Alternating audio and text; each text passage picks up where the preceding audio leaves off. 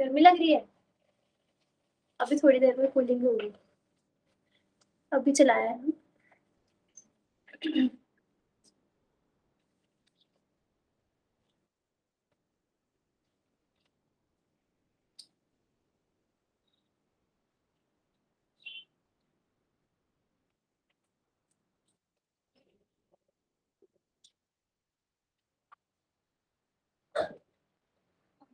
Good morning.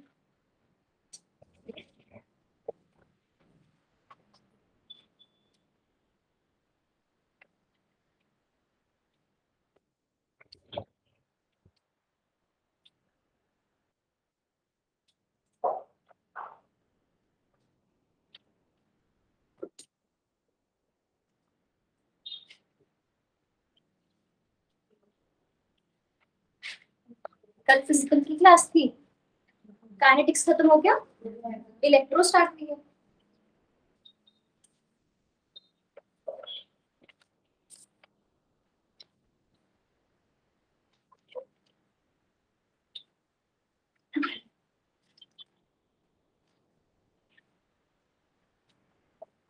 Topic लिखो next, metal halide clusters. Metal halide clusters. आप चारों में एडमिशन हो, एक दो क्लास लगाई ना अपने ऑफलाइन, तो है ना, आप तीनों नए है ना, फर्स्ट क्लास है ना। Metal halide clusters. क्लस्टर्स का मतलब क्या बताया था? What are clusters? हाँ, जिसमें एक से ज्यादा, एक हो या एक से ज्यादा मेटल मेटल बॉन्ड होना चाहिए। ठीक है, तो अब हमने नाम क्या लिखा है? Metal halide cluster. तो इसका मतलब क्या हो गया? अगर क्लस्टर लिखा है तो इसका मतलब उसमें मेटल मेटल बॉन्ड तो प्रेजेंट होगा ही होगा, और साथ में क्या होगा? मेटल के साथ हैलोजन ग्रुप्स अटैच्ड होंगे। ठीक है, देखो, for metal halide clusters, for metal halide cluster like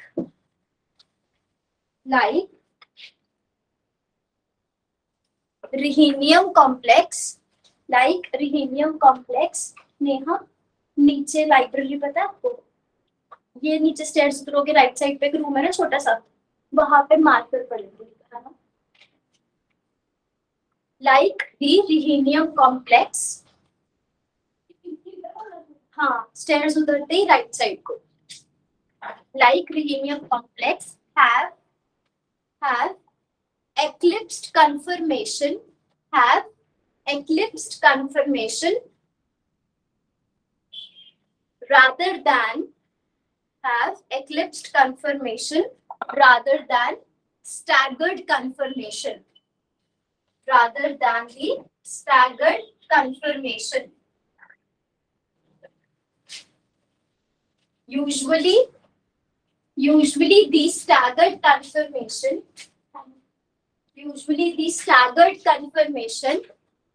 is more stable, as compared to eclipsed conformation, as compared to eclipsed conformation, whereas in the rhenium complex,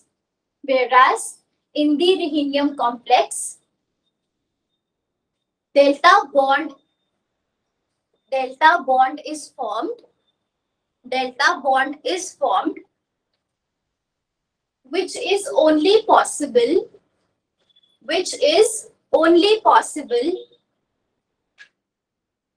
if it is present in eclipsed conformation,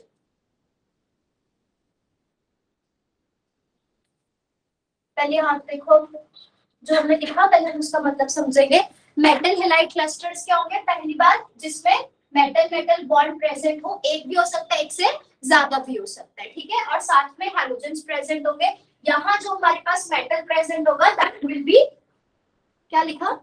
rhenium का। ठीक है, और इसमें जो हमारा complex है, basically जो हमें अभी स्टडी करना है, दैट इज rhenium कॉम्प्लेक्स।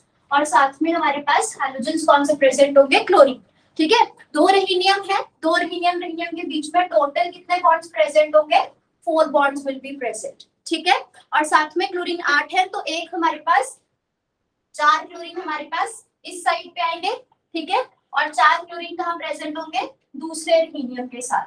ठीक है, एक्लिप्स और स्टैगर्ड कन्फर्मेशन का मतलब पता है सबको, मैंने बताया था क्लास में। ये हमारे पास ऐसे है, ये ट्राइंगल है। ठीक है, इसके कॉर्नर्स है, अगर इसी के ऊपर एक और ट्राइंगल रखते हैं, ठीक है, जिसके कॉर्नर्स इसके कॉर्नर्स के साथ ओवरलैप कर रहे हैं, तो ये कौन सी कंफर्मेशन हो गई, एक्लिप्स कंफर्मेशन। और अगर ये हमारे पास नीचे वाला ट्राइंगल है, इसके ऊपर दूसरा ट्राइंगल हम इस तरह से रखें कि इसके कॉर्नर्स ओवरलैप नहीं कर रहे, तो ये कौन सी कंफर्मेशन है, इट इज स्टैगर्ड कंफर्मेशन। ठीक है, यूजुअली आपने ऑर्गेनिक केमिस्ट्री में, स्टीरियोकेमिस्ट्री में पढ़ा होगा कभी कि eclipse conformation is less stable and staggered is more stable. उसका रीजन क्या होता है, अगर मान लो ये हमने साइक्लोप्रोपेन रिंग बनाई है, इसका यहाँ पे हाइड्रोजन प्रेजेंट है, कार्बन हाइड्रोजन बॉन्ड, अब इसी के सामने एक और कार्बन हाइड्रोजन बॉन्ड आएगा, तभी ओवरलैपिंग हुई है ना, तो एक कार्बन हाइड्रोजन बॉन्ड में 2 इलेक्ट्रॉन्स है, वो 2 इलेक्ट्रॉन्स दूसरे कार्बन हाइड्रोजन के इलेक्ट्रॉन्स को साथ आमने सामने प्रेजेंट है, ऐसा हो जाएगा ना इलेक्ट्रॉन क्लाउड। तो उसमें क्या होगी, रिपल्शन, जिसको आप यूजुअली बॉन्ड ऑपोजिशन स्ट्रेन पढ़ते हो। ठीक है, तो उन रिपल्शंस के होने की वजह से ये कंफर्मेशन कम स्टेबल होती है। और स्टैगर्ड में क्या होता है, अगर हमारे पास कार्बन हाइड्रोजन बॉन्ड यहाँ प्रेजेंट है, तो दूसरा कार्बन हाइड्रोजन बॉन्ड इस साइड चला जाएगा, तो वो आमने सामने नहीं हो पाएंगे, ऑपोजिशन कम होगी, रिपल्शंस कम होंगी, तो स्टैगर्ड कंफर्मेशन यूजुअली ज्यादा स्टेबल होता है। पर जो रिहीनियम का कॉम्प्लेक्स है, इसमें हम देख रहे हैं एक रिहीनियम और दूसरा रिहीनियम, इसमें कैसा होगा, नहीं ना, स्क्वायर प्लेनर अरेंजमेंट होगी इस तरह से। ठीक है, इस साइड पे भी हमारे पास कैसी होगी, this will be a square planar arrangement. अब जैसे साइक्लोब्यूटेन की रिंग है, स्क्वायर प्लेन शेप है ना इसकी, इसी के ऊपर दूसरा आ जाए तो कौन सी हो गई, एक्लिप्स कंफर्मेशन। और अगर हम कॉर्नर्स मैच नहीं करेंगे तो ये इस तरह से जाएगा कुछ, ये कौन सी हो गई, स्टैगर्ड कंफर्मेशन। तो usually we know staggered conformation is more stable. तो हम ऐसा एक्सपेक्ट करते हैं कि रिहीनियम जो हमारा कॉम्प्लेक्स है, मेटल हैलाइड क्लस्टर है, इसमें ये वाला यूनिट और ये वाला यूनिट स्टैगर्ड में प्रेजेंट होने चाहिए। ठीक है, ऐसा हम एक्सपेक्ट करते हैं क्योंकि यूजुअली सब में ऐसा होता है, पर ये वाला एक्सेप्शन है। इस केस में मेटल हैलाइड क्लस्टर में हमारे पास जो 2 रिहीनियम के कॉम्प्लेक्सेस है, 2 रिहीनियम मेटल्स है, वो किस में प्रेजेंट होते हैं, एक्लिप्स्ड कंफर्मेशन में। ये लिखा हमने स्टेटमेंट। ठीक है, उसका रीजन क्या लिखा, डेल्टा बॉन्ड फॉर्मेशन। अगर तो मान लो यहाँ डेल्टा क्या होगा, पहला बॉन्ड कौन सा बनता है, सिग्मा, नेक्स्ट पाई, देन पाई। पाई सिर्फ 2 ही बॉन्ड्स पॉसिबल है, इसके आगे कभी तीसरा पाई बॉन्ड नहीं बनता। तो जो फोर्थ बॉन्ड बनता है that is the delta bond. अगर मान लो रिहीनियम में ये डेल्टा बॉन्ड प्रेजेंट नहीं था, ठीक है, तो सिर्फ 3 बॉन्ड्स थे, सिग्मा एंड पाई, तब ये स्टैगर्ड बन जाता। पर delta bond formation is only and only possible जब 2 मेटल्स आपस में एक्लिप्स्ड कंफर्मेशन में हो। ठीक है, क्लियर हुआ, यहाँ तक क्लियर हुआ। पर हमें देखना है कि डेल्टा बॉन्ड ऐसे क्यों स्टैगर्ड में क्यों नहीं बन पाता और सिर्फ एक्लिप्स्ड में क्यों बनता है। ठीक है, उसका रीजन हमने पढ़ना है। बट यहाँ तक क्लियर हो गया सबको, डाउट है किसी को, लिख लिया ना यहाँ तक तो, या नोट करना है, कुछ ड्रॉ करना।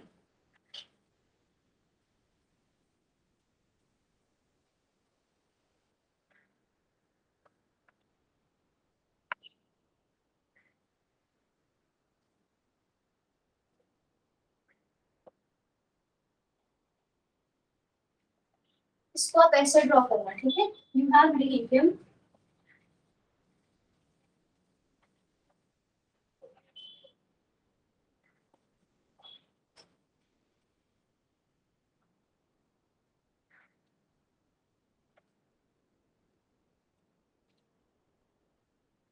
ये हो गया ना eclipsed, this is more stable as compared to the staggered one.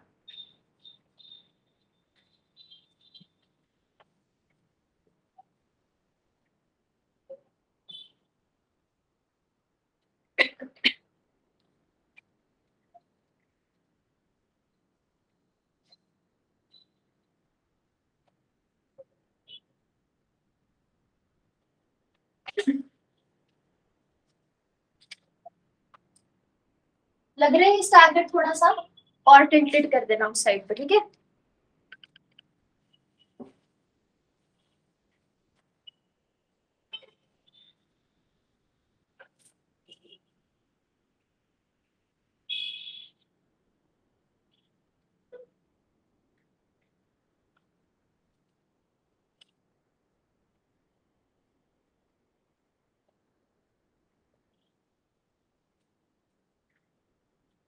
ठीक है, ये स्टार्ट कर देंगे।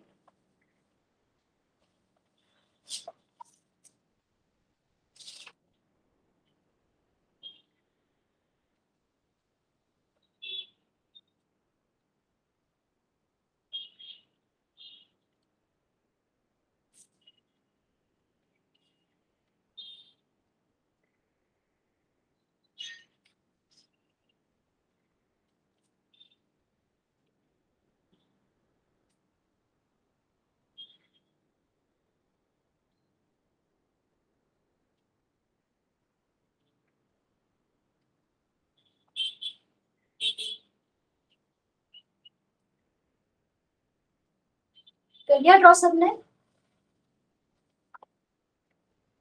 लिखो इसके नीचे हेडिंग लिखो है delta bond formation, delta bond formation.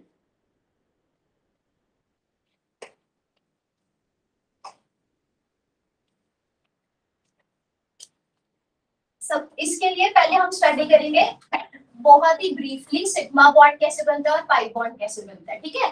तो सिग्मा बॉन्ड कैसे बनता है, कैसी ओवरलैपिंग होती है उसमें, हेड टू हेड ओवरलैप। सुना है ना सबने, हेड टू हेड ओवरलैप होती है कि अगर हमारे पास मान लो ये p ऑर्बिटल है, let's suppose this is your px orbital, axis पता है सबको। अगर हम अपने तरफ से मान के चले कि ये वाला लेफ्ट और राइट, लेफ्ट राइट हो गया ना ये मेरा, ठीक है। तो this is your x axis, top and bottom is your y axis and front और बैक, जो बोर्ड का फ्रंट और बैक है वो z एक्सिस है, ठीक है। तो इस एक्सिस में जो भी ऑर्बिटल मैं ड्रॉ करूंगी लेफ्ट राइट में, वो कौन सी हो जाएगी, px एक्सिस, ठीक है। अगर मैं कोई ऑर्बिटल ऐसे ड्रॉ करूंगी, ये कैसे हो रही है, ऊपर और नीचे हो रहा है ना, तो दिस इज py। और अगर कोई ऑर्बिटल ऐसे प्रेजेंट होगी दैट विल बी pz, ठीक है। अगर इस तरह से एक px ऑर्बिटल है और यहाँ पर हमारे पास दूसरी px ऑर्बिटल है, तो ये ओवरलैपिंग कैसी हो रही है, एक का हेड, ये हेड हो गया ना हमारे पास इसका, ठीक है, दूसरे के हेड के साथ ओवरलैप कर रहे हैं। ऐसी बॉन्डिंग को हम क्या बोलते हैं, सिग्मा बॉन्ड फॉर्मेशन। इसमें ओवरलैपिंग जोन्स कितने हैं, ऑर्बिटल्स, ये जो लोब्स है दो ओवरलैप कर रहे हैं ना, तो इसमें ओवरलैपिंग जोन्स कितने हो जाएंगे, दो ओवरलैपिंग जोन्स हो जाएंगे, ठीक है। तो बेसिकली हमारे पास सिग्मा बॉन्ड फॉर्मेशन कुछ इस तरह से हो जाएगा। अगर हमारे पास ये एक p ऑर्बिटल है और ये दूसरा p ऑर्बिटल है, तो ये कौन सा हो रहा है, हेड टू हेड ओवरलैप। अब ये इसका हेड है, ठीक है, कैप वाली साइड, ये वाली साइड कौन सी हो जाएगी, टेल। तो चाहे ऐसे ओवरलैप कर दो टेल टू टेल, चाहे ऐसे ओवरलैप कर लो head to head, it is sigma bond formation. और ये जो मार्कर की ये सारी चीजें हैं, ये इसकी साइड्स बन जाएंगी, है ना, these will be the sides.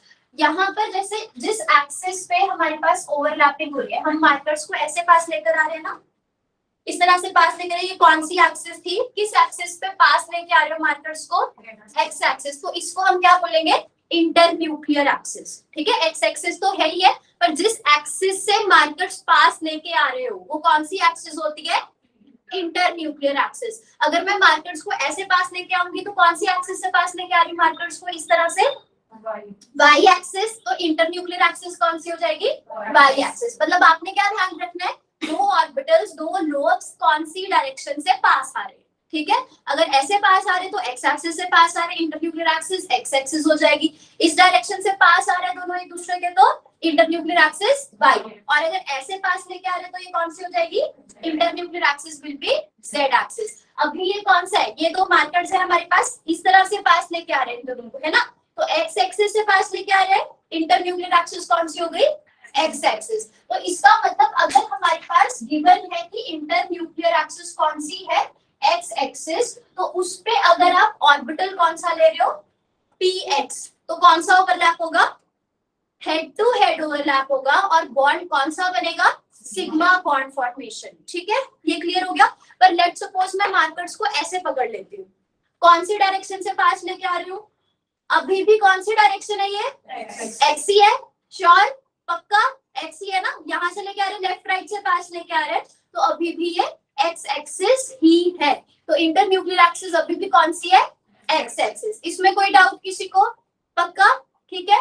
और ये जो इस तरह से मैंने होल्ड किया हुआ है अगर मार्कर को, ये मेरे p ऑर्बिटल है, तो ये कौन सा p ऑर्बिटल बना, ऐसे मैंने कौन सा बताया था, ये वाला तो कौन सा था, x वाले, px ऐसे रखा हुआ था, तो ये कौन सा था, py। अब मैंने कैसे पकड़ा इसको मार्कर को, इस तरह से पकड़ा हुआ है ना मार्कर, तो ये कौन सा ऑर्बिटल हो गया, px तो नहीं है ना अब, ये है ना, पास कहां से लेके आ रहे हैं, अभी भी लेफ्ट राइट से ही पास लेके आ रहे हैं, तो अभी एक्सिस कौन सी है, एक्स एक्सिस ही है, internuclear axis is X axis, but overlapping किस ऑर्बिटल की हो रही है, कौन से ऑर्बिटल्स, pz एंड pz। तो अब देखो क्या ये हेड टू हेड बन पा रहा है, नहीं बन पा रहा है ना, ये मार्कर की साइड है, तो ये कौन सा ओवरलैप हो पा रहा है, साइड वाइज ओवरलैप, ठीक है। अब लेट्स सपोज हम इसको ऐसे पकड़ लेते हैं, ठीक है, यहां से पास लेके आ रहे हैं लेफ्ट राइट डायरेक्शन से, कौन सी ऑर्बिटल्स है, कौन सी इंटरन्यूक्लियर एक्सिस बन रही है, एक्स, पक्का श्योर,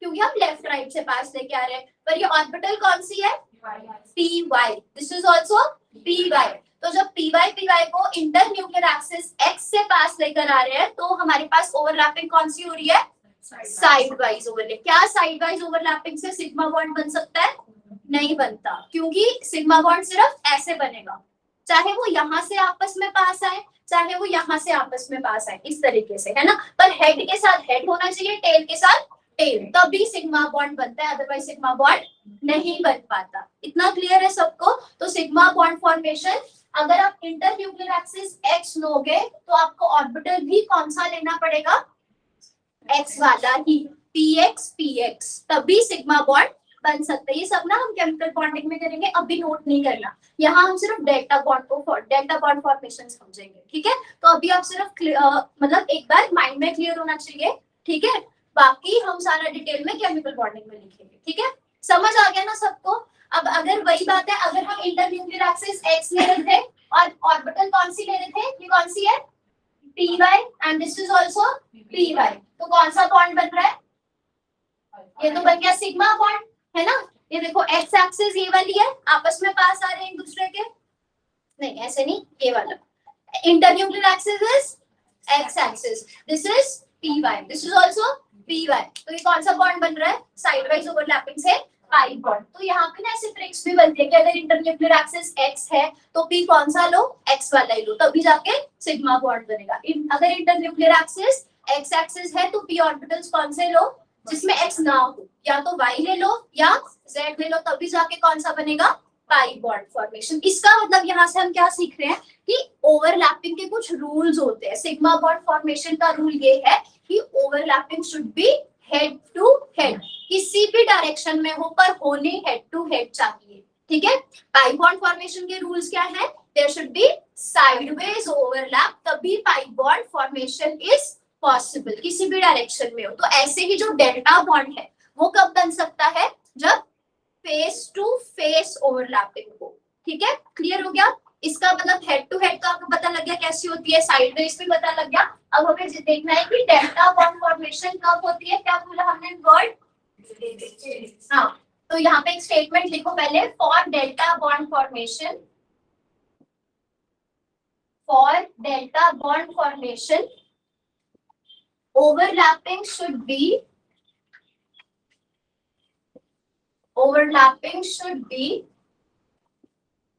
face to face। अच्छा, ओवरलैपिंग जोन्स भी देखते हैं। सिग्मा बॉन्ड में मैंने क्या बताया, कितने लोग ओवरलैप कर रहे थे यहाँ पे, हाँ कितने, टू ओवरलैप, टू ऑर्बिटल्स आपस में ओवरलैप कर रहे थे, है ना, इस डायरेक्शन में। तो ये हमारे पास ओवरलैपिंग जोन्स हो गए वन, सॉरी मैंने पहले टू बोला था, वन, ठीक है। दो यहाँ पे ये जोन जो है, जो ओवरलैपिंग हो रही है, जो मैंने शेड किया हुआ है रीजन, ये ओवरलैप हो रहा है ना, तो ओवरलैपिंग जोन एक होता है सिग्मा बॉन्ड फॉर्मेशन में, ठीक है, जो ओवरलैप हो रहा होता है।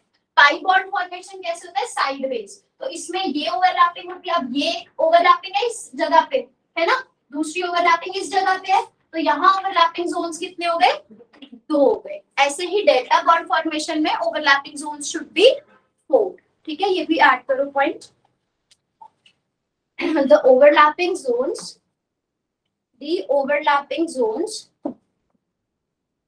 for delta bond formation, the overlapping zones for delta bond formation should be 4।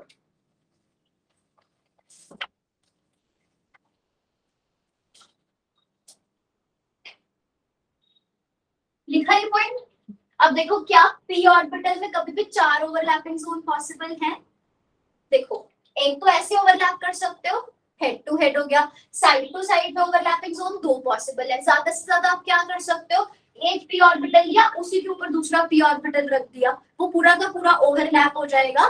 तो पर उसमें भी ओवरलैपिंग जोन्स कितने बनेंगे? 2 ही बनेंगे ना, एक लोब ऊपर से ओवरलैप कर रहा है, एक लोब्स के नीचे, तो इसका मतलब 4 ओवरलैपिंग जोन्स तो पॉसिबल है ही नहीं है। 4 ओवरलैपिंग जोन्स कब पॉसिबल होंगे? उनके लिए हमें लोब्स भी 4 लेने पड़ेंगे। किसमें होते हैं? d orbitals. ठीक है, तो लिखो only d orbitals, only the d orbitals participate in delta bond formation. Only the d orbitals participate in delta bond formation.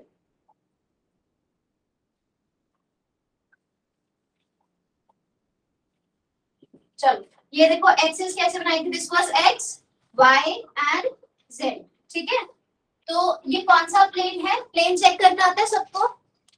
देखो यहाँ पे एक्सिस ये x है, ऊपर वाली एक्सिस y है, तो ये जो प्लेन, इसको छुपा लो।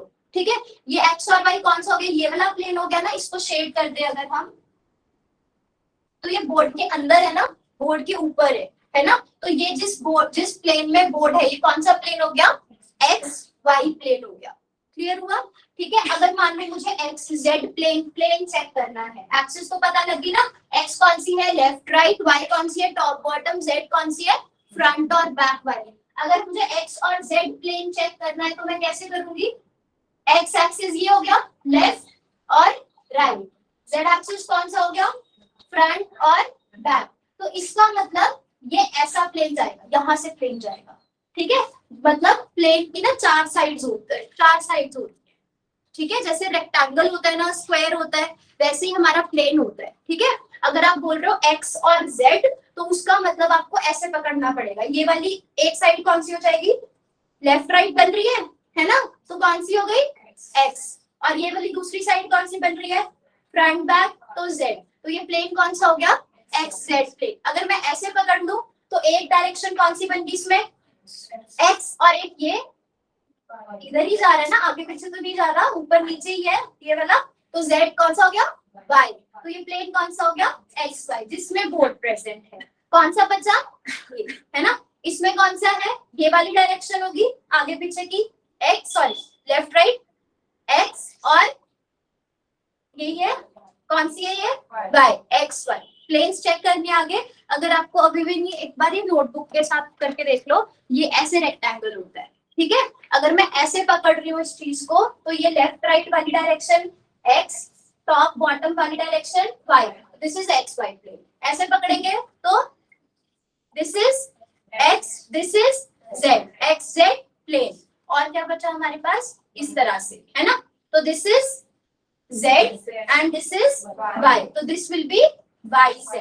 ठीक है, तो ये कौन सी ऑर्बिटल ड्रॉ करिए, मुझे इसका नाम बताओ। ये कौन सी ऑर्बिटल है? ये ऐसे बन रही है ना, ऐसे ड्रॉ किया हुआ है, तो ये कौन सी डायरेक्शन थी? x। ये कौन सी डायरेक्शन थी? y। तो ये कौन सी ऑर्बिटल होगी?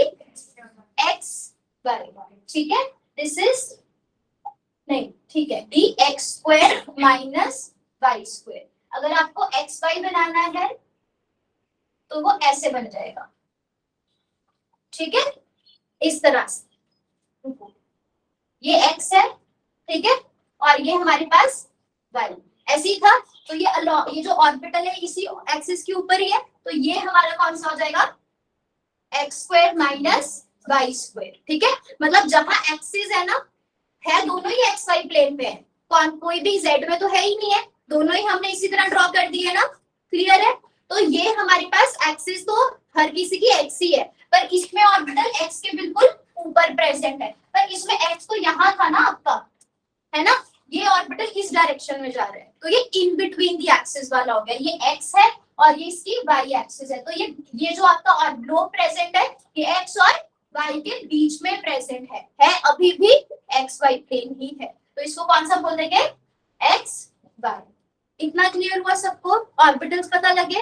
तो जो डेल्टा बॉन्ड फॉर्मेशन होती है वो सिर्फ अगर आप इंटर न्यूक्लियर एक्सिस जेड लेके चलते हो, तो डेल्टा बॉन्ड फॉर्मेशन में सिर्फ दो डी ऑर्बिटल्स पार्टिसिपेट करते हैं, D X Y and D X square minus Y square. उसका हमने अभी करना है रीजन डिस्कस। पर एक बार ये स्टेटमेंट लिखो, इफ द इंटरन्यूक्लियर एक्सिस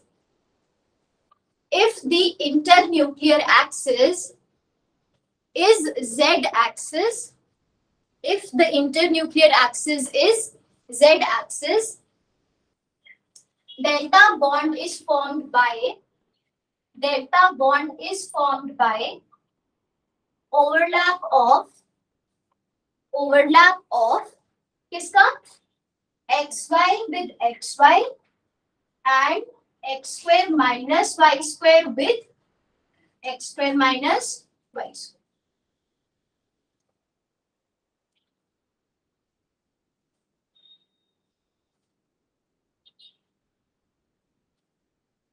चलो अब पॉइंट्स लिखो, शॉर्ट में डिस्कस करते हैं क्या क्या पॉइंट्स थे। डेल्टा बॉन्ड कब बन सकते हैं, एक तो फेस टू फेस की कंडीशन है, दूसरी कंडीशन क्या थी, ओवरलैपिंग जोन्स कितने होने चाहिए, 4, ओवरलैपिंग जोन्स शुड बी 4, ठीक है। और अब हमने क्या लिखा, तीसरी कंडीशन गिवन है कि आपके पास इंटरन्यूक्लियर एक्सिस कौन सी है, Z, ठीक है।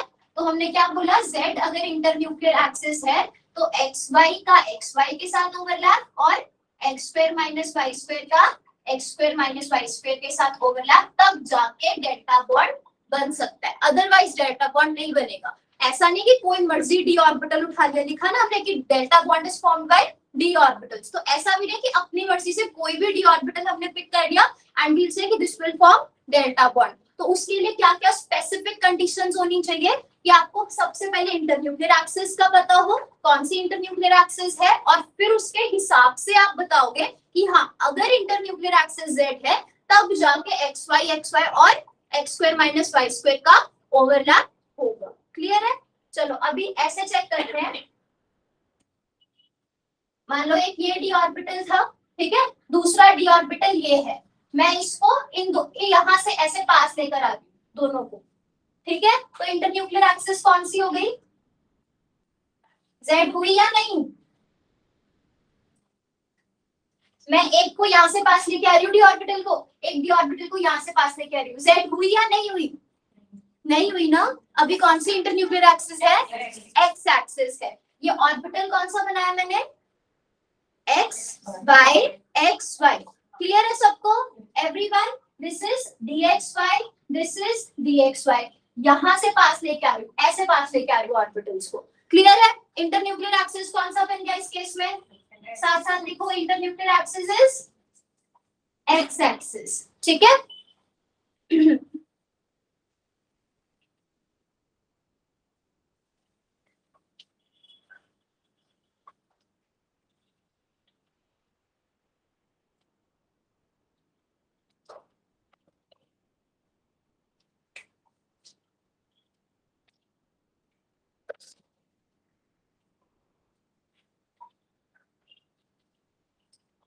ओवरलैपिंग बताओ कैसे होगी, या अगर मैं ऐसे पास लेकर आ रही हूँ, ठीक है, इस तरह से पास लेके आ रही हूँ, एक्स एक्सिस से पास लेकर आ रही हूँ, ये भी डी ऑर्बिटल है, ये भी डी ऑर्बिटल है। जब पास आ जाएंगे एक दूसरे से तो क्या होगा, ज्यादा से ज्यादा हमारे पास ये डी ऑर्बिटल था, इसकी ओवरलैपिंग किसके साथ हो जाएगी, यही होगा, ठीक है। कितने ओवरलैपिंग जोन्स बन रहे हैं, 2, पक्का 2 ही बन रहे हैं ना हमारे पास, 2 ओवरलैपिंग जोन्स है, तो कौन सा बॉन्ड बन रहा है, पाई बॉन्ड बन रहे हैं, ठीक है। तो हमने यहाँ पे देखो क्या लिखा कि इंटरन्यूक्लियर एक्सिस अगर x ले रहे हो तब XY से डेल्टा बॉन्ड नहीं बन रहा, तब कौन सा बॉन्ड बन रहा है, पाई बॉन्ड बन रहा है, क्योंकि ओवरलैपिंग जोन सिर्फ 2 ही है इस केस में, ठीक है। अब हम क्या चाहते हैं कि इंटरन्यूक्लियर एक्सिस को चेंज करके देखेंगे कि क्या Z लेने से डेल्टा बॉन्ड बनता है या नहीं। क्लियर हुआ।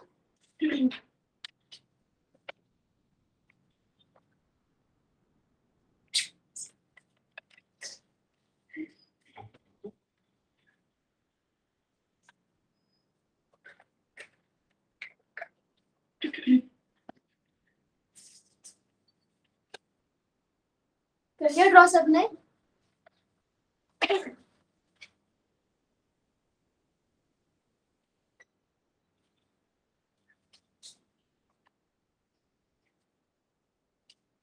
अब जेड एक्सिस का मतलब क्या हो गया हमारे पास, अगर यहाँ पे लेट सपोज एक्स वाई तो ऐसे ही रहेगा, this is D X Y, तो ये ऐसे पकड़ सकती हूँ मैं इसको, ये यहाँ पे रखा हुआ, ठीक है। मान लो ये नोटबुक आपकी ऑर्बिटल है, इसको मैं यहाँ पे रख रही हूँ, एक्स वाई है ना प्लेन अभी भी, this is X axis, this is Y axis, so this is D X Y. Internuclear Z axis, अगर हमारे पास जेड एक्सिस है तो इसका मतलब दूसरी ऑर्बिटल और ये वाली ऑर्बिटल आपस में कैसे पास आने चाहिए, मान लो यहाँ पे भी मैंने एक डी एक्स वाई पकड़ी, तो जेड एक्सिस से ऐसे पास आएंगे ना, this is front end back, तो मतलब डी ऑर्बिटल्स ऐसे पास आने चाहिए एक दूसरे के, ठीक है। तो इमेजिन करो कि यहाँ पे आपके पास एक डी ऑर्बिटल प्रेजेंट है और दूसरा डी ऑर्बिटल यहाँ है, तो इंटरन्यूक्लियर एक्सिस बन गई जेड एक्सिस, और ऑर्बिटल्स कौन से हैं ये वाले, एक्स वाई और एक्स वाई। अब इसको हम किस तरह से देखेंगे, क्यूब बनाना पड़ेगा इसके लिए, जैसे मान लो ये हमारे पास क्यूब होता है,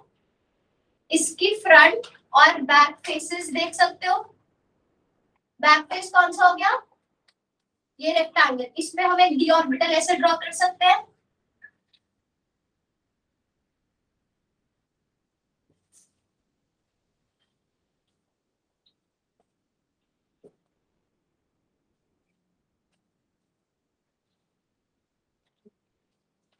दिख रही है, ये इसके बैक फेस पे है, ठीक है। ऐसे ही इसकी यहाँ पे फ्रंट फेस पे भी एक डी ऑर्बिटल होगा ऐसे,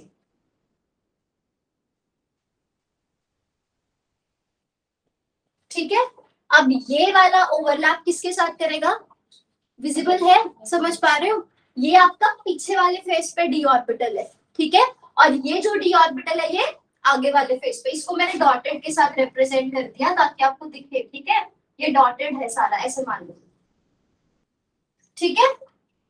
अब ये किसके साथ ओवरलैप करेगा, वन विल ओवरलैप विद इसके साथ ना, ये पीछे वाले फेस पे प्रेजेंट है, ये आगे वाले फेस पे प्रेजेंट है, ऐसे पास आएंगे एक दूसरे से, है ना, तो कैसी होगी एक्सिस, जेड, इंटरन्यूक्लियर एक्सिस कौन सी हो जाएगी, जेड एक्सिस। तो जब आप इसको ऐसे दोनों को पास लेके आओगे तो ये बिल्कुल इसके पीछे ही है ना, तो this is one overlapping zone, ये कौन सा ओवरलैपिंग जोन हो गया, ये इसके बिल्कुल आगे ये वाला प्रेजेंट है, तो this is second overlapping zone, this will become third overlapping zone and this is your fourth overlapping zone, ठीक है।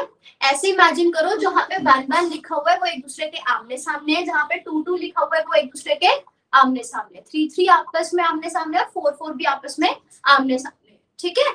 तो फिर ओवरलैपिंग जोन कितने हो गए, फोर। इंटरन्यूक्लियर एक्सिस कौन सी है, जेड एक्सिस, ऑर्बिटल्स कौन से हैं, एक्स वाई, तो फिर ओवरलैपिंग कैसी हो रही है, एक उसके बिल्कुल ऊपर ही चला गया है ना, तो फेस टू फेस हो गई ना, साइड टू साइड कैसे होते, this is head to head, ऐसे साइड टू साइड कौन सी होती है, ऐसे। अगर इसी के ऊपर दूसरा और ड्रॉ कर दो एक्लिप्स्ड वाले में, है ना, तो वो कौन सा हो गया, face to face overlap, face to face overlap की कंडीशन सेटिस्फाइड है, ओवरलैपिंग जोन्स क्या चार बन पा रहे हैं यहाँ पे, यस, है ना, तो बॉन्ड कौन सा बन रहा है, डेल्टा बॉन्ड। अब देखो डेल्टा बॉन्ड की कंडीशन ही यही है, फेस टू फेस ओवरलैप, तो उसमें वो एक्लिप्स में होना ही पड़ेगा उसको, समझ रहे हो।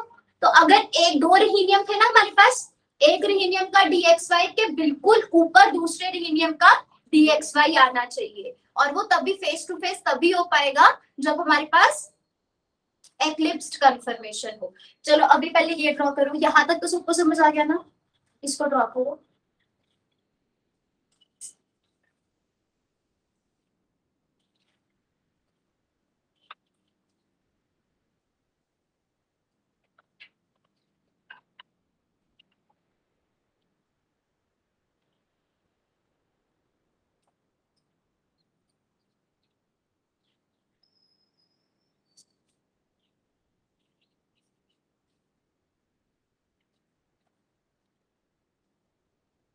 नेहा आपकी क्लास नहीं होती 9 o'clock, कितने अभी स्टार्ट नहीं हुए, कब होने स्टार्ट,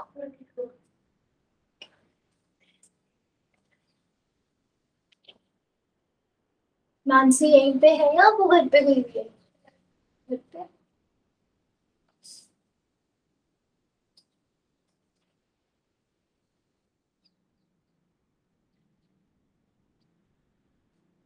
जिनका आज पहला लेक्चर है समझ आ रहा है पक्का? आपको हो गया क्लियर?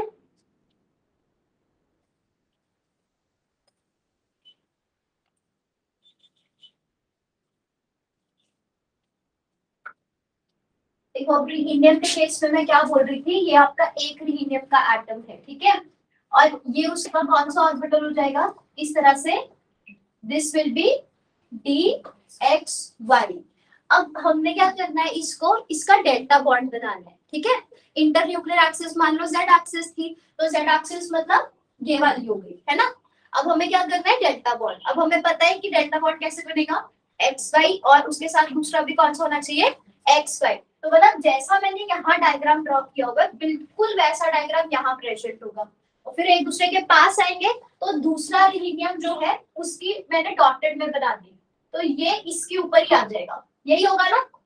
तो जब दूसरे का ये DXY इसके DXY के बिल्कुल ऊपर आ जाएगा तो दैट इज एन एक्लिप्स्ड कंफर्मेशन और स्टैगर्ड, दैट इज एक्लिप्स्ड कंफर्मेशन। और अगर एक्लिप्स्ड है तभी तो वो एक दूसरे के ऊपर आके चार ओवरलैपिंग जोन्स क्रिएट कर सकते हैं। मान लो अगर हमने ऐसे ले लिया, यहाँ पे एक रिहीनियम है उसका DXY इस तरह से प्रेजेंट है, ठीक है, दूसरी साइड पे मैंने कौन सा ले लिया, x² - y² ले लिया, तो x² - y² मतलब अभी भी यही बोर्ड में ड्रॉ होना चाहिए, XY प्लेन होना चाहिए, पर वो ऐसे चला जाएगा, यही हो गया ना।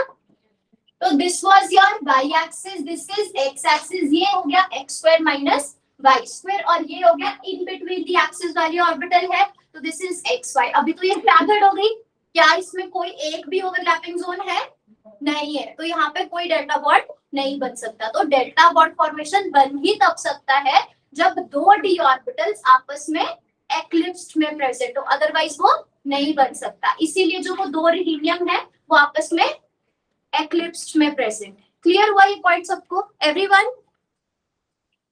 तो this will be DXY, this is also DXY।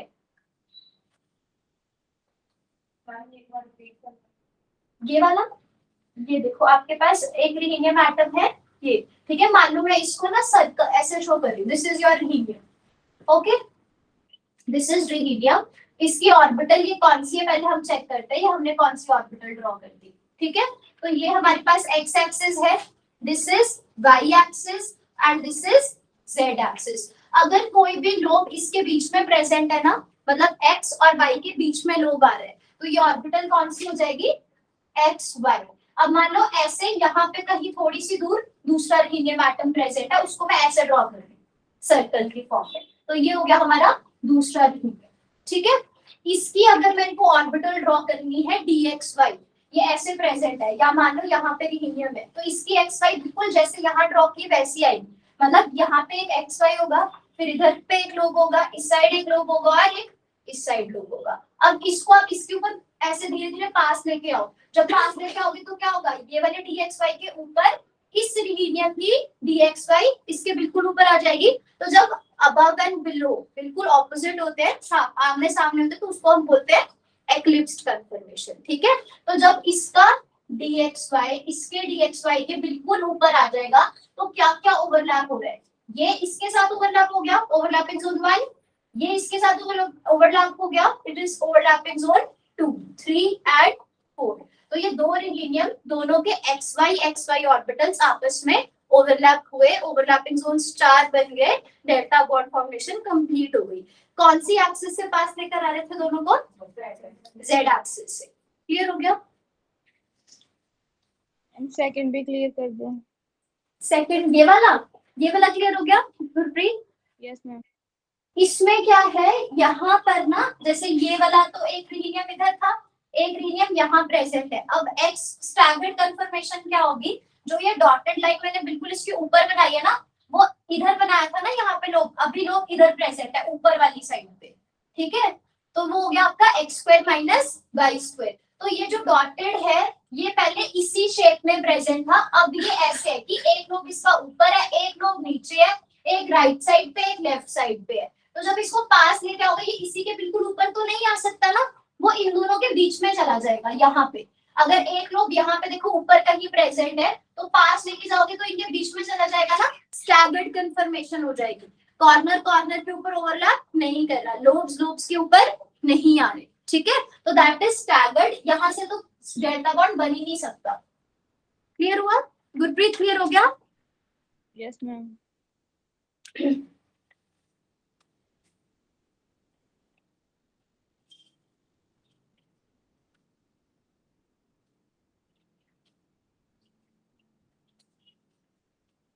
देखो अब बाकी की ओवरलैपिंग हमें कंप्लीट करनी है, ठीक है। जैसे रिहीनियम की मुझे बताओ वैलेंस ऑर्बिटल्स कौन से होते हैं? रिहीनियम कौन सी फैमिली को बिलोंग करता है? मैंगनीज, है ना। 3d5 4s2 होती है, तो रिहीनियम की क्या हो जाएगी?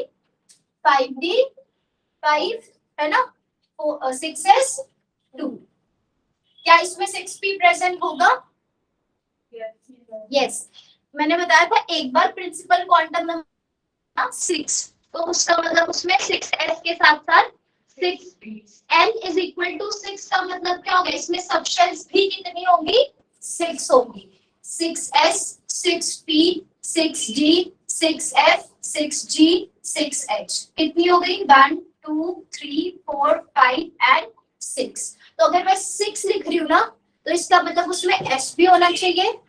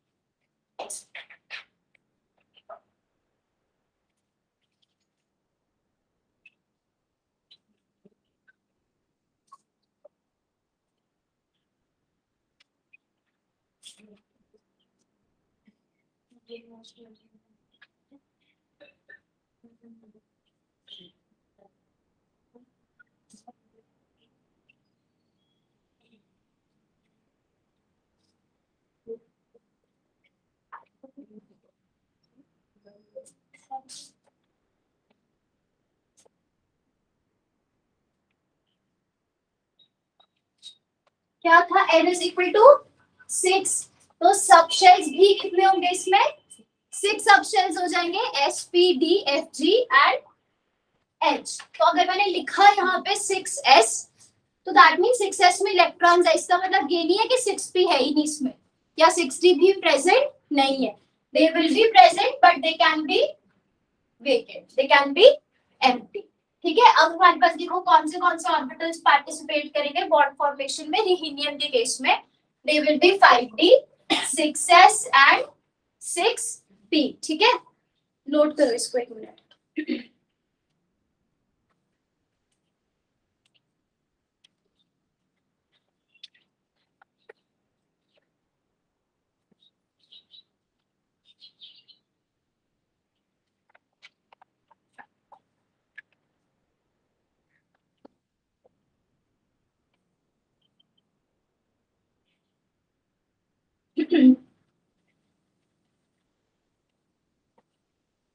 रिहीनियम के साथ हैलोजेंस प्रेजेंट है। अरेंजमेंट कैसा है उसका?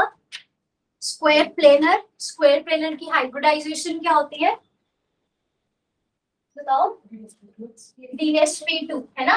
तो अगर मैंने यहाँ पे ऐसे ड्रॉ किया, दिस इज रिहीनियम, ओके, एंड रिहीनियम के कितने बॉन्ड्स बन रहे हैं? 4 बॉन्ड्स बन रहे हैं क्लोरीन के साथ, तो ये है DsP2 हाइब्रिडाइजेशन। तो रिहीनियम DsP2 का मतलब क्या हो गया?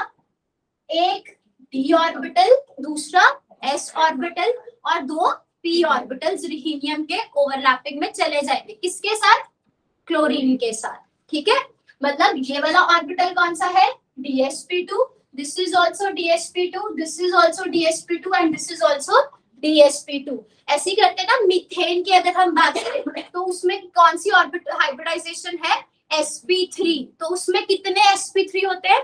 4 sp3 होते हैं, है ना।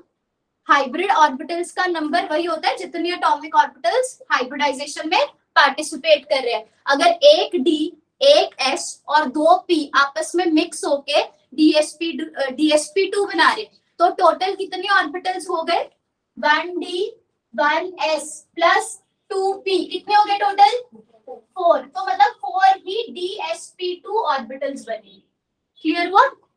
number of atomic orbitals which participate in hybridization is equal to the number of hybrid orbitals formed। तो 4 dsp2 बनेंगे, एक dsp2 इस क्लोरीन के साथ जाएगा बॉन्ड फॉर्मेशन में, एक dsp2 इस क्लोरीन के साथ जाएगा, एक dsp2 इस क्लोरीन के साथ जाएगा। क्लियर हुआ सबको? अब हमें देखना है कौन से d ऑर्बिटल्स हैं ये, ठीक है? तो लिखो dx² - y², या पहले इतना नोट कर दो एक बार, मैं लिखवा दूं, लिखो rhenium atom uses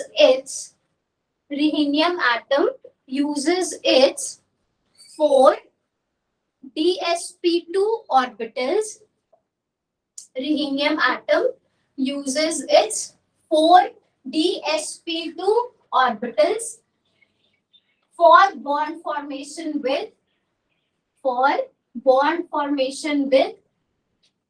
the halogens, for bond formation with the halogens. The d orbital used is dx² -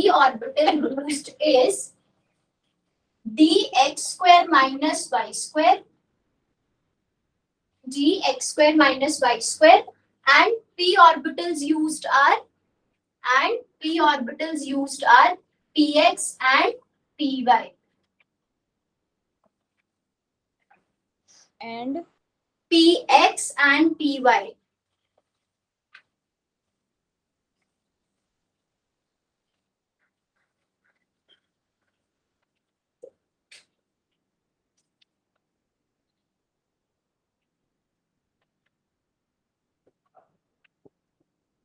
कितने ऑर्बिटल्स हो गए टोटल, काउंट करके बताओ। मैंने बोला हीलियम के पास 5d 6s और 6p तीन जो है हमारे पास ऑर्बिटल्स हाइब्रिडाइजेशन में पार्टिसिपेट करेंगे। तो यहाँ पे टोटल कितने हो गए 1 2 5 6 7 8 एंड 9। तो अब इसमें से हीलियम ने क्या क्या यूज कर लिया, एक dx² - y² यूज कर लिया, s भी यूज कर लिया और दो p ऑर्बिटल्स यूज कर लिया और यहाँ से एक x² - y² यूज कर लिया। ठीक है, कौन सा बॉन्ड बच रहा है अब हमारे पास, हीलियम ने 4 तो क्लोरीन के साथ बॉन्ड बनाए हुए थे और एक दूसरे हीलियम के साथ भी तो 4 बॉन्ड्स बनाए हुए ना। तो हमें ये देखना है कि जो हमारा एक हीलियम था उसकी ये वाले बॉन्ड्स को हमने चेक कर लिए कैसे बनेंगे। अब दूसरे हीलियम के साथ जो वो बॉन्ड्स बनाता है वो कौन से बॉन्ड्स है, ठीक है, वो कौन सी ओवरलैपिंग से बॉन्ड्स बन पा रहे हैं। ठीक है, तो एस एक तो मतलब पहला बॉन्ड जो हीलियम के बीच में प्रेजेंट होगा that is sigma bond. Sigma bond is formed by head overlap. तो एक तो एस और एस की ओवरलैपिंग से बनता है सिग्मा बॉन्ड, वो तो चली गई, एस तो चला गया ना, स्क्वायर प्लेनर बना लिया अरेंजमेंट जो हैलोजेंस है उसके साथ। तो कौन सा हमारे पास अगर इंटरन्यूक्लियर एक्सिस जेड एक्सिस है तो हेड टू हेड ओवरलैप कब होगा, जब पीजेड और पीजेड लेंगे, है ना। सोच के देखो, अगर हमारे पास एक हीलियम एटम यहाँ पे प्रेजेंट है, ठीक है, यहाँ, और दूसरा हीलियम एटम इस डायरेक्शन में प्रेजेंट है, ठीक है, या ऐसे अज्यूम करो, इनको भी लिख जाएगा ऑनलाइन। मान लो ये आपकी जेड एक्सिस है, now left and right is your Z axis. अगर ये वाली कौन सी ऑर्बिटल हो जाएगी, अगर ये जेड एक्सिस है हमारे पास, अगर ये हमारे पास जेड एक्सिस है तो ऐसा जो मैं लोग बनाऊंगी ये कौन सा हो जाएगा, pz हो जाएगा, है ना। दिस अगर this is your Z axis left and right, if we बल्कि ऐसा कभी फिक्स नहीं होता कि यही वाली एक्स होगी यही वाली वाई होगी और आमने सामने वाली से, ऐसा कभी फिक्स तो नहीं होता ना। अगर लेफ्ट और राइट जेड एक्सिस है, इंटरन्यूक्लियर एक्सिस है, तो ये कौन सी ऑर्बिटल बन गई, pz। अब ये भी pz हो गया, this is also pz orbital. कैसे पास आ रहे एक दूसरे के, इंटरन्यूक्लियर एक्सिस कौन सी बन रही है, जेड एक्सिस, ओवरलैपिंग कौन सी हो रही है, हेड टू हेड, तो बन गया सिग्मा बॉन्ड। तो मतलब सिग्मा बॉन्ड एक तो एसएस से बनता है, वो तो बन नहीं सकता क्योंकि वो हैलोजेंस के साथ यूज हो चुका है। तो कौन सा सिग्मा बॉन्ड बनेगा, कैसी ओवरलैपिंग होगी, pz pz ओवरलैपिंग होगी। तो लिखो pz helium atom forms sigma bond, rhenium atom forms sigma bond with other rhenium atom, with other rhenium atom by the overlap of what, pz and pz. ठीक है, तो अब हमारे पास सारे के सारे p ऑर्बिटल्स यूज हो चुके हैं, s ऑर्बिटल भी यूज हो चुका है, d ऑर्बिटल कितने बच रहे हैं, 4 बच रहे हैं ना, क्योंकि अभी तक सिर्फ x² - y² को ही हमने यूज किया। वो कहाँ यूज किया, क्लोरीन के साथ dsp2 हाइब्रिडाइजेशन के लिए। तो नेक्स्ट हमें क्या चेक करना है, एक रिहीनियम का दूसरे रिहीनियम के साथ पाई बॉन्ड कैसे बनता है। क्लियर हुआ, तो देखो one rhenium atom forms pi bond, one rhenium atom forms pi bond with other rhenium atom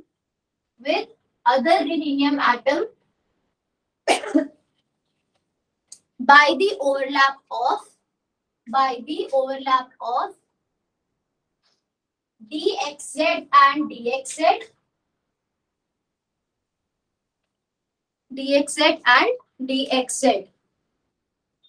The second pi bond, दो pi bonds है ना, the second pi bond is formed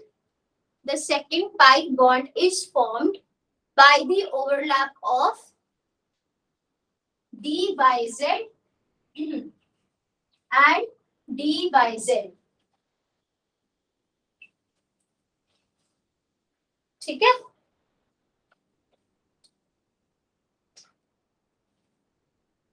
देखो अब हमें चेक करना है कि क्या ये पाई बॉन्ड फॉर्मेशन के लिए कंपैटिबल हैं ऑर्बिटल्स जो हम चूज कर रहे हैं या नहीं। ठीक है, तो let's suppose this is your z axis, ठीक है, this is y axis and this is x axis. तो अगर मैं ऐसी कोई लोब बना रही हूँ इस तरीके से दिस वे, तो आप बताओ कौन सा प्लेन है ये, जल्दी बताओ कौन सा प्लेन है, X Y Y Z. हाँ, it is not xy, this is yz, क्योंकि पहले मैंने यहाँ पे एक्सिस x ले रखी थी, उसके साथ कंफ्यूज मत होना, मैंने एक्सिस चेंज की है। Now this is z axis, this is y axis, तो ये कौन सी है z, दिस इज y, तो ये कौन सा प्लेन है yz। ठीक है, अभी दूसरा प्लेन फिर से हमारे पास कौन सा ये ऑर्बिटल है, दिस इज आल्सो yz। अब दोबारा से yz ड्रॉ कर रहे हैं, हमें कौन सा बॉन्ड बनाना है, पाई बॉन्ड बनाना है। इंटरन्यूक्लियर एक्सिस कौन से लेके चल रहे हैं, z एक्सिस। रीनियम के लिए हम हर केस में इंटरन्यूक्लियर एक्सिस z एक्सिस मान के चल रहे हैं। तो एक ये कौन सा है yz, this is also yz।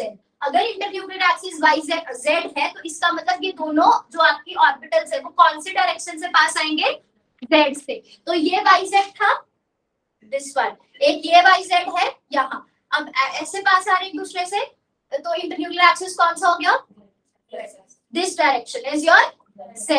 तो अब देखो ओवरलैपिंग जब हो जाएगी तो ओवरलैपिंग जोन्स कितने बनेंगे, 4 और 2 ऐसे आएगा ना पास एक दूसरे के इस डायरेक्शन में। तो एक तो यहाँ पे ओवरलैपिंग हो रही है, एक ओवरलैपिंग यहाँ पे हो रही है, तो कौन सा ओवरलैपिंग जोन्स बन रहे हैं, 2, एक दूसरे के ऊपर नहीं आ सकते, यहाँ पे आ रहे हैं ऐसे आ रहे हैं। क्या हुआ गुरप्रीत, मैम मार्कर थोड़ा डार्क ले लो, आपका बहुत लाइट हो गया है। आप ना नेहा नीचे बिल्कुल ना जहाँ पे रिसेप्शन है ना टेबल पे देखना मार्कर्स पड़े हैं, और या लाइब्रेरी में और पड़े होंगे, मैंने शाम को और यूज किए थे, पड़े थे लाइब्रेरी में, एक बार लाइब्रेरी में देखो और मार्कर है, नहीं तो फिर नीचे बिल्कुल रिसेप्शन पे जाके देखना, ठीक है।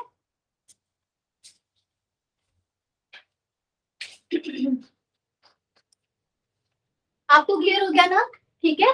तो ये आमने सामने एक दूसरे के ऊपर नहीं आ सकते हैं, ठीक है, ये सिर्फ साइडवेज ओवरलैप कर सकते हैं। तो कौन सा बॉन्ड बन गया, पाई बॉन्ड बन गया, ठीक है। तो ये हमने कौन सा लिया, YZ। ऐसे ही अगर आप XZ लोगे, अब XZ में ड्रॉ नहीं कर सकती हूँ, पता है ना क्यों नहीं ड्रॉ कर सकते, वो X एक्सिस बाहर आ रही है यहाँ से, ठीक है। पर अगर आप एक X एक्सिस और दूसरी साइड पे भी XZ लोगे तो वो भी पाई बॉन्ड ही बनाएगा, ठीक है।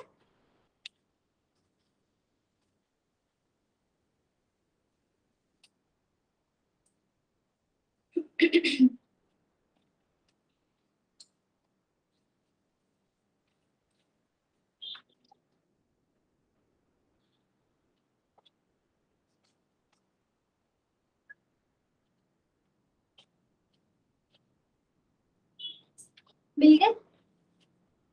कहाँ पढ़े थे?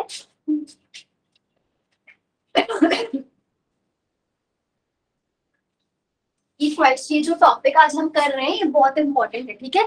इसमें से एग्जाम्स में क्वेश्चन आते हैं। क्लियर है ना एक चीज सबको? ठीक है, तो कौन सा बॉन्ड बच रहा है वो हमारे पास? डेल्टा बॉन्ड बच रहा है, वो मैं आपको बता चुकी हूँ, ठीक है? अगर इंटरन्यूक्लियर एक्सिस जेड एक्सिस है तो कौन सा ऑर्बिटल्स होंगे? X Y and X Y. X square minus Y square हो सकता है? हो सकता है। डेल्टा बॉन्ड में वो भी पॉसिबल है, लिखवाया था ना, पर इस केस में पॉसिबल नहीं है ना? इस केस में क्यों पॉसिबल नहीं है? वो यूज हो चुका है ना? DsP2 में यूज हो गया था ना, याद है? गुरप्रीत ये देखो यहाँ पे, ये आपके पास XZ है, this is also XZ, both of them are XZ, ठीक है? ये भी है, sorry YZ, this is YZ and this is also YZ, ऐसे है, एक दूसरे के इस तरह से पास आ रहे हैं, ठीक है? तो ओवरलैपिंग जोन कितने बन रहे हैं? 2 ओवरलैपिंग जोन्स बन रहे हैं, तो कौन सा बॉन्ड बन रहा है? पाई बॉन्ड बन रहा है। इंटरन्यूक्लियर एक्सिस अगर Z एक्सिस है तो YZ और YZ से पाई बॉन्ड बनेगा, XZ और XZ से भी क्या बनेगा? पाई बॉन्ड, ठीक है? बॉन्ड। और डेल्टा का मैं आपको बता चुकी हूँ, क्लियर है? अब हमने सारी ऑर्बिटल सारे ओवरलैपिंग कर लिए, अब मैं ड्रॉ करूंगी, आपने मुझे आंसर बताना है जो भी मैं पूछ रही हूँ, ठीक है? कौन सी ओवरलैपिंग हो रही है, ठीक है? Be quick, okay? So this is your first rhenium atom, this is second rhenium atom. यहाँ पे हमारे पास क्लोरीन एटम्स प्रेजेंट है, इसके भी यहाँ पे क्लोरीन एटम्स प्रेजेंट है। सबसे पहले rhenium और क्लोरीन के बीच में बॉन्ड जब बन रहा है तो rhenium कौन सी ऑर्बिटल यूज कर रहा है? ये ऑर्बिटल का नाम बताओ। DsP2, यहाँ पे DsP2, this is also DsP2, this is also DsP2। DsP2 में मुझे बताओ d ऑर्बिटल कौन सा यूज हो रहा है? x square minus y square. s orbital एक ही होती है, p के 2 ऑर्बिटल्स कौन से यूज हो रहे हैं? x एंड y, ठीक है? रिहीनियम रिहीनियम ऐसे दूसरे रिहीनियम का सेम हो जाएगा। अब फर्स्ट बॉन्ड जो बनता है दैट इज सिग्मा बॉन्ड, तो रिहीनियम रिहीनियम के बीच में जो सिग्मा बॉन्ड बन रहा है उसकी में कौन सी ओवरलैपिंग हो रही है? हेड टू हो रही है। कौन से ऑर्बिटल्स पार्टिसिपेट कर रहे हैं ओवरलैपिंग में? PZ एंड PZ, ठीक है? तो this will be PZ with PZ। दूसरा पाई बॉन्ड बनेगा, इंटरन्यूक्लियर एक्सिस Z है तो कौन से ऑर्बिटल्स की है? D YZ and DYZ, YZ with YZ, ठीक है? और दूसरा pi bond XZ with XZ। Last delta bond कैसे बनेगा? XY with XY। क्लियर है सबको? एवरीवन देखो याद कैसे करना है, अगर जैसे आपका लग रहा था मुझे ये वाला पार्ट आपको याद नहीं हो रहा, ये तो याद हो गया ना सबको? इसको याद ऐसे करो, इंटरन्यूक्लियर एक्सिस अगर Z एक्सिस है तो सिग्मा बॉन्ड में Z होना ही होना चाहिए, PZ PZ। क्लियर हो गया? डेल्टा बॉन्ड में Z नहीं होना चाहिए। XY XY है ना, तो यहाँ पे Z नहीं है। और अगर p ऑर्बिटल्स ले रहे हो, पहले देख लो, सिग्मा में Z होना चाहिए, डेल्टा बॉन्ड में Z नहीं होना चाहिए। और अगर पाई ले रहे हैं तो उस केस में एक कंपोनेंट Z का फिक्स है, देखो है ना? एक कंपोनेंट Z का फिक्स है, उसके साथ अगर आप यहाँ पे Y ले रहे हो तो दूसरी साइड पे भी Y लेना है, अगर यहाँ पे X ले रहे हो तो दूसरी साइड पे भी X लेना है। For pi bond formation one component of Z is fixed. If you're taking X on one side, then other side should be also X. Clear हो गया? These are the p orbitals formed.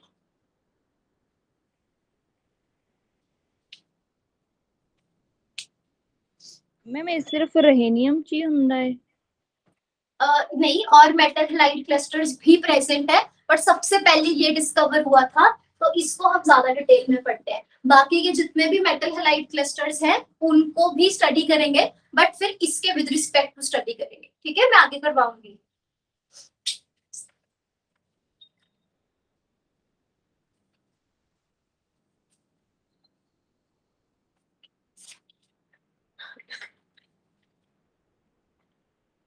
आप में से जिनका आज first lecture है offline, उन्होंने online attend की हुई इन क्लासेस? नहीं? तो आप ना ऐसे करना, ऐप में लेक्चर्स अपलोडेड है डेली बेसिस पे, कम से कम 2-3 लेक्चर्स पुराने देखना, ठीक है? ताकि क्योंकि अब आज तो मेरा टॉपिक ही ऐसा लिया है ओएमसी का जिसका पीछे से मतलब कुछ करेक्शन नहीं था, ठीक है? ताकि आप लोगों को समझ आए, बट हर टॉपिक ऐसा हम नहीं कर पाएंगे स्टार्ट, तो आप एवरीडे ट्राई आउट की 2 to 3 लेक्चर्स पुराने देख लो, ठीक है? ओएमसी के कितने लेक्चर्स हो गए हैं टोटल? 7 है, तो आपका हार्डली 2-3 दिन लगेंगे, ठीक है? देख लो।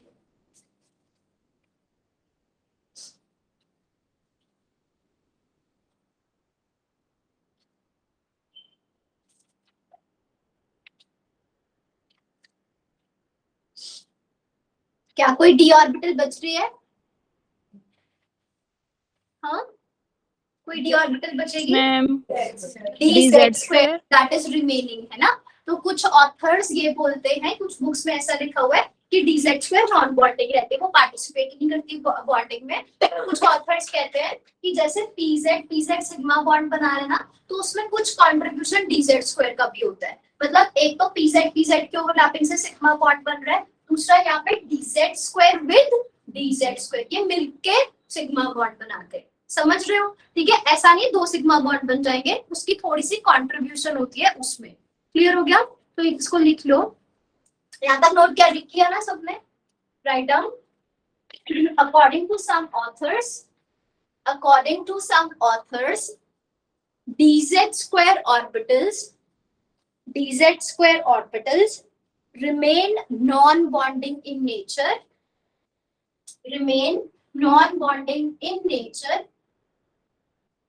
whereas according to others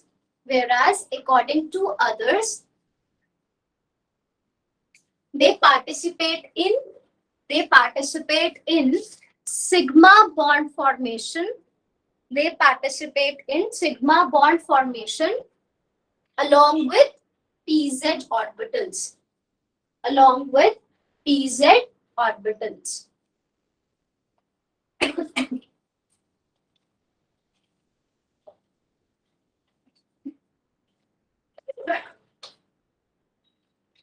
लिखो, all the complexes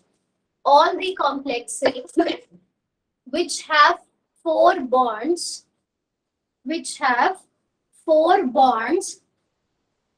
in between metal, which have 4 bonds between metal, are colored due to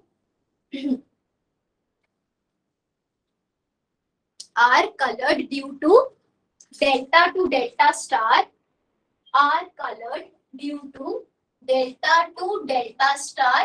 transition.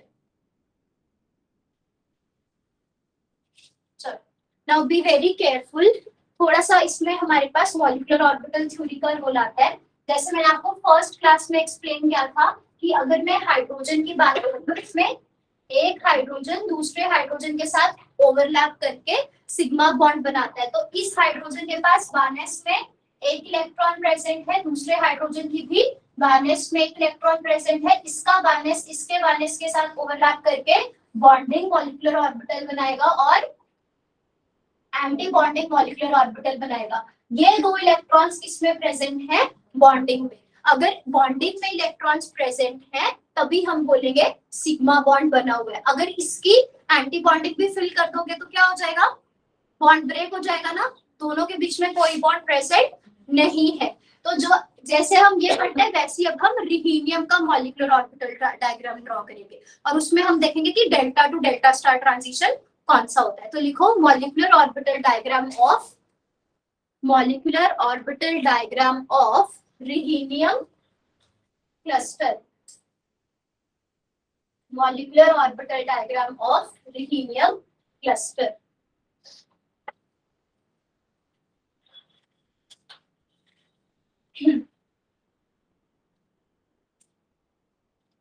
ठीक है, तो यहाँ पे हमारे पास 2 रिहीनियम एटम्स प्रेजेंट हैं।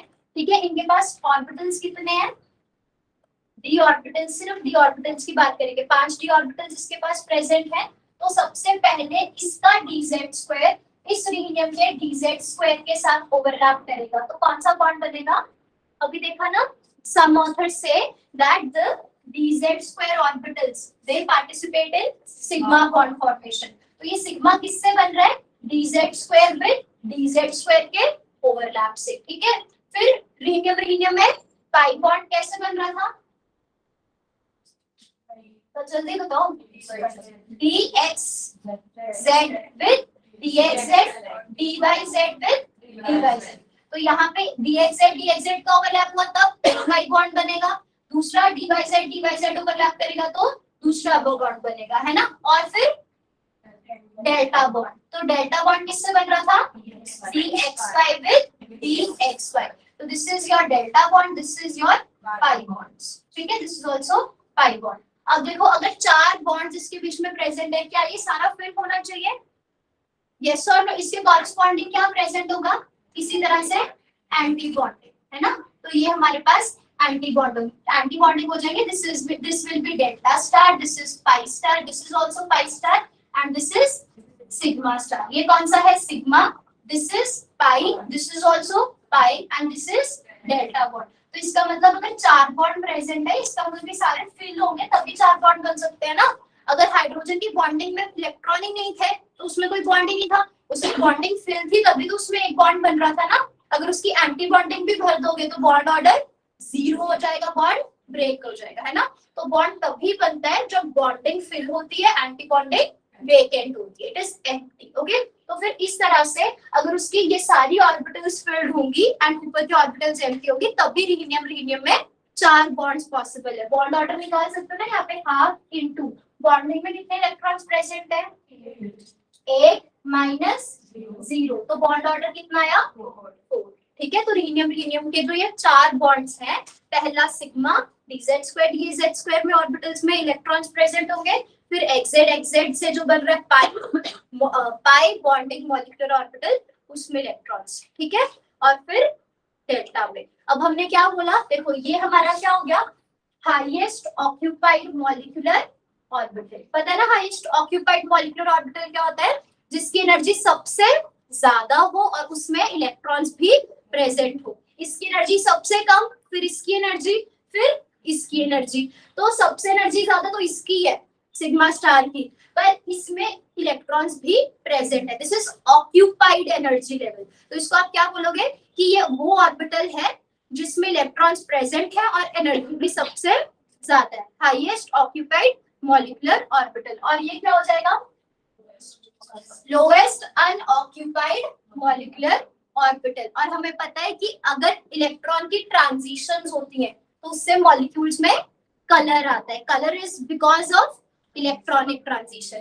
तो यहाँ से इलेक्ट्रॉन जब जंप करके इसकी एंटी बॉन्डिंग में जाएगा तो उसकी वजह से कलर आता है, ठीक है। तो जिनमें भी चार बॉन्ड बनते हैं, चार बॉन्ड में क्या होता है? होमो डेल्टा हो जाएगी, डूमो डेल्टा स्टार हो जाएगी and colour will be because of delta to delta star transition, ठीक है। तो ये ड्रॉ कर लो।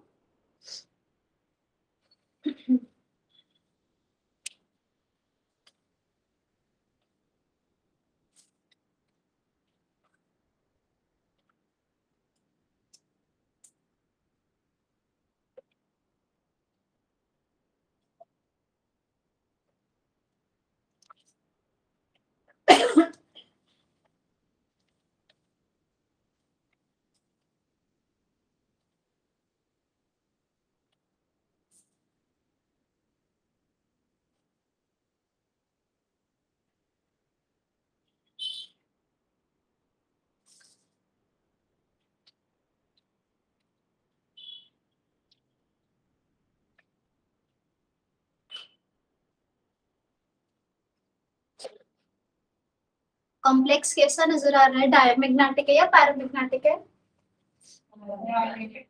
सारे इलेक्ट्रॉन्स पेयर्ड है ना।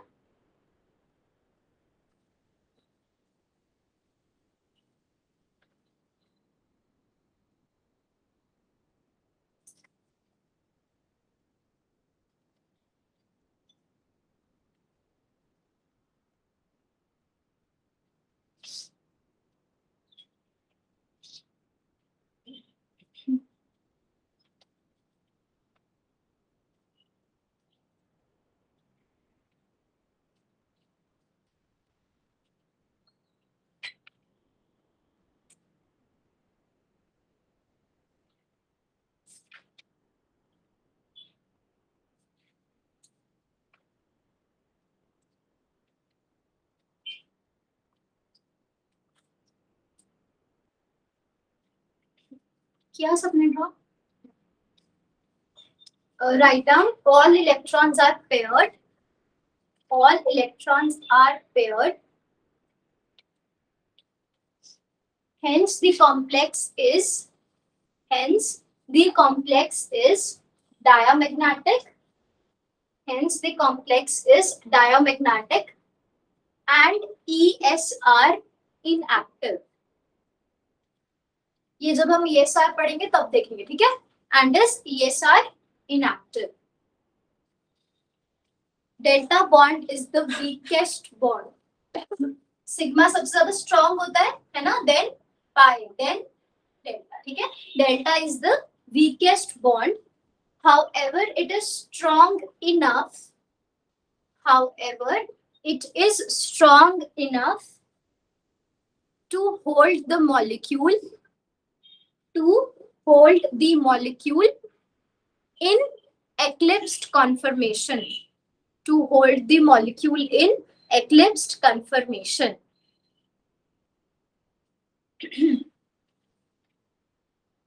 all those compounds which have four bonds between two metal center, which have four bonds between two metal centers, are present in eclipsed conformation. Are present in eclipsed conformation. Reason पता है ना? 4 bond मतलब delta bond बन गया है ना? और वो तभी बन सकता है अगर वो eclipsed conformation. ठीक है? अब देखो, अगर आगे से कोई भी मेटल हैलाइड क्लस्टर आता है तो उसका मॉलिक्यूलर ऑर्बिटल डायग्राम कैसे ड्रॉ करना है? लाइक मॉलिक्यूलर ऑर्बिटल डायग्राम तो यही रहेगा, ठीक है? जैसे मान लो हमारे पास, आपको याद रखना पड़ेगा, पहले सिग्मा है, फिर pi orbitals, then delta, then delta star, then pi star और लास्ट पे सिग्मा स्टार. अब जैसे मान लो हमारे पास क्वेश्चन था रिहीनियम का, रिहीनियम 2Cla2 नेगेटिव. तो स्टेप 1 आप क्या करोगे? You have to find the oxidation state of metal. ठीक है? रिहीनियम की ऑक्सीडेशन स्टेट कितनी आ जाएगी इसमें? ये हो जाएगा 2x कितना आ गया? +6 है ना? -2 + 8 + 6 हो जाएगा. और x की वैल्यू क्या? 2x पे रहने दो. 2x की वैल्यू +6 आ गई, ठीक है? तो इसका मतलब हमारे पास 2 रिहीनियम थे. 2 रिहीनियम से वैलेंस इलेक्ट्रॉन्स कितने आते हैं? एक रिहीनियम से कितना आएगा? रिहीनियम इज व्हाट? मैंगनीज फैमिली को बिलोंग करता है ना. 3d5 4s2 7 valence electrons. एक रिहीनियम के, 2 रिहीनियम से कितने आने थे? 14. तो अगर रिहीनियम जीरो ऑक्सीडेशन स्टेट में प्रेजेंट है तो 14 इलेक्ट्रॉन्स. अब +6 का मतलब क्या है? कितने इलेक्ट्रॉन्स? 6 ऐड करूं या सब्ट्रैक्ट करूं?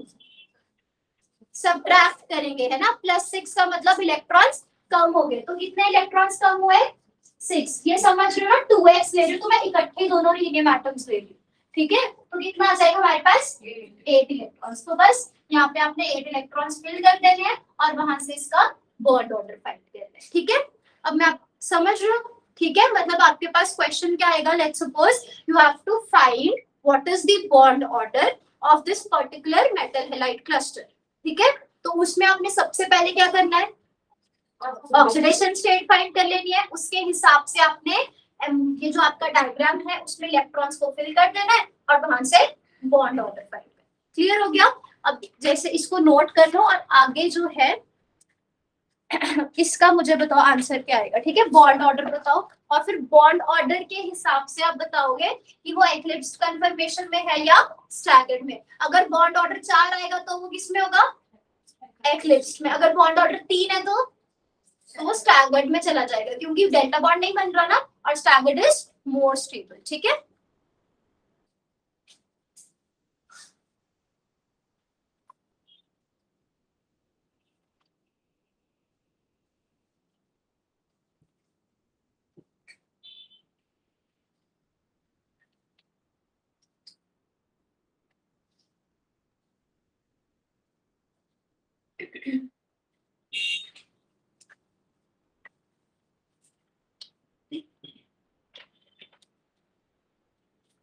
अच्छा, so one तो you have to tell me what will be the bond order.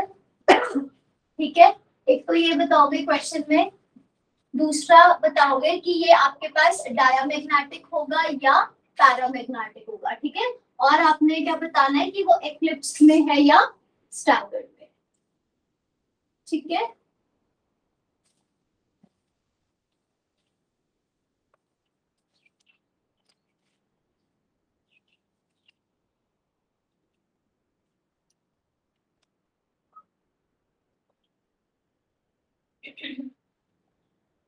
Note कर लिया.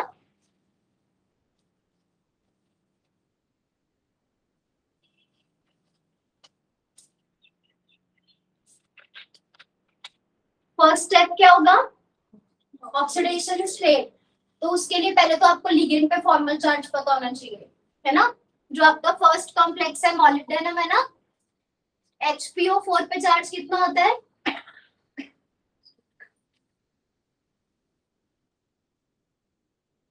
बताओ किसने बोला 2 नेगेटिव. H3PO4 सुना है, H3PO4 तो सबने सुना होगा. क्या है ये, क्या नाम है इसका, फॉस्फोरिक एसिड, है ना. तो इसमें से अगर मैं एक H प्लस को रिमूव कर दूं तो क्या बन जाएगा, H2PO4. चार्ज कितना आएगा यहाँ, -1. एक H प्लस को रिमूव कर रहे हो तो पीछे चार्ज क्या छोड़ के जाएगा, -1. इसी में से अगर एक और H प्लस को रिमूव कर दे तो क्या बन जाएगा, HPO4. पीछे चार्ज कितना आ जाएगा, 2 माइनस. एक माइनस तो ऑलरेडी है ही है ना. चार्ज कितना हो जाएगा, 2 माइनस. और अगर इसमें से एक और H प्लस रिमूव कर दे PO4 चार्ज 3 माइनस. ये तो सुना होगा फॉस्फेट, है ना. तो इस पे चार्ज कितना है, -2. मॉलिक्यूल का निकाल लोगे ना, ठीक है.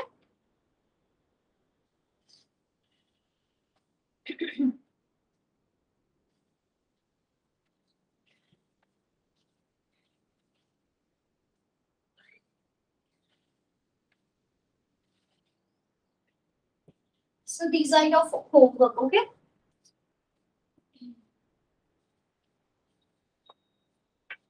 क्वेश्चन क्लियर है सबको.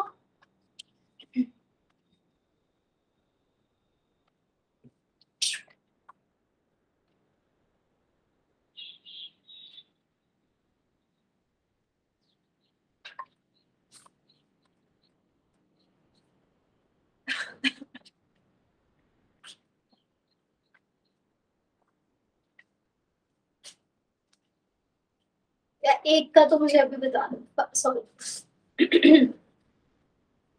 किया किसी ने first question solve, 3 bond order है ना. और डायमैग्नेटिक होगा, डायमैग्नेटिक हो जाएगा, कोई अनपेड इलेक्ट्रॉन प्रेजेंट नहीं है, ठीक है. एंड कन्फर्मेशन इसमें स्टैगर्ड हो जाएगी, ठीक है. तो एक बार एग्जाम में जो क्वेश्चन आया था वो भी सुन लो, ये भी करना सॉल्व, ठीक है. ये होमवर्क है आपका, ठीक है. एग्जाम में क्वेश्चन आया था, एक तो ये कॉम्प्लेक्स था रिहीनियम का, रिहीनियम 2Cl8 2 नेगेटिव, और दूसरा क्वेश्चन था मॉलिब्डेनम का, ठीक है. मतलब एक ही क्वेश्चन था और उसमें पूछा गया था ऑप्शंस में, this both of the complex are eclipsed, next option both of the complex are staggered, this is eclipse, this is staggered, okay, और this is eclipsed and this one is staggered. तो इसका तो आपको पता है क्या है, एक्लिप्स. इसका फाइंड करोगे और मुझे बताओगे, ठीक है.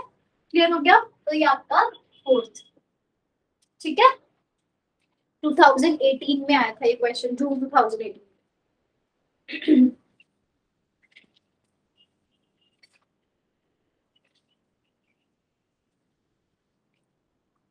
ऑनलाइन किसी को डाउट है किसी क्वेश्चन में, लेक्चर में किसी को कोई डाउट,